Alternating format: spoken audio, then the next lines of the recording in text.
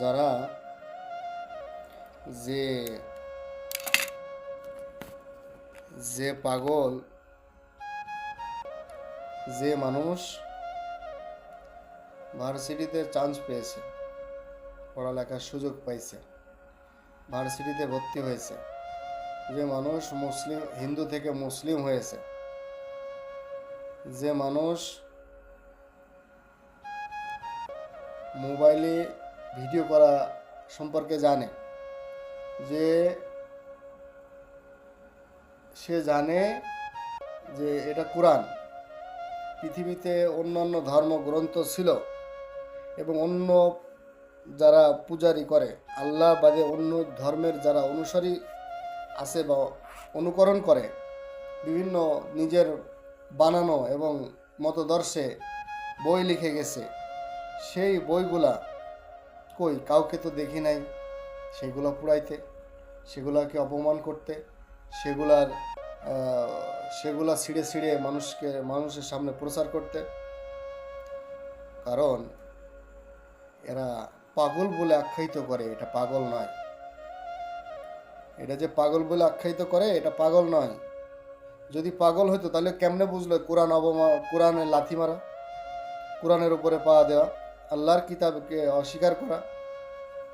এটা হচ্ছে পাগল না, এই পাগলামি না, এটা পাগলামি না, এটা হচ্ছে একটা ইহুদি খ্রিস্টানদের চক্রান্ত। এবং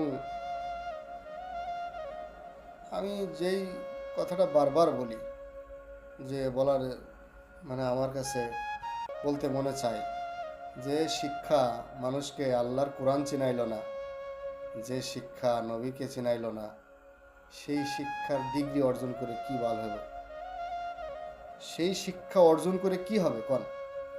যেই শিক্ষা তোমাকে মানুষ বানাইতে পারলো না, সেই শিক্ষা, সেই ডিগ্রি, সেই ভার্সিটি, সেই স্কুল, সেই কলেজে পড়ালেখা করে কি হবে কোন? হ্যাঁ, এই জন্য আল্লাহর শরিয়ার আইন এই পৃথিবীতে যদি বাস্তবায়ন না হয়, উপরে কিন্তু বাস্তবায়নের রাস্তা এবং প্ল্যাটফর্ম কিন্তু রয়েছে। কি মনে করছেন এই মানুষ বিচার করলো না, মানুষ আল্লাহর বিধান বাস্তবায়ন করলো না, তাই বলে কি আল্লাহর বিধান কি উঠে গেছে? আল্লাহর আইন কি শেষ হয়ে গেছে? আল্লাহর আইন কি আর বাস্তবায়ন হবে না? না, এটা ভুল ধারণা। আল্লাহর বিচার কার্যে আমান ইয়ামাল মিসকালা যাররাতিন শাররা ইয়ারা ওয়া মান ইয়ামাল মিসকালা যাররাতিন খায়রা ইয়ারা, কোনো কিছু ছাড় নেই, সব কিছুর বিচার কিন্তু উপরে হবে।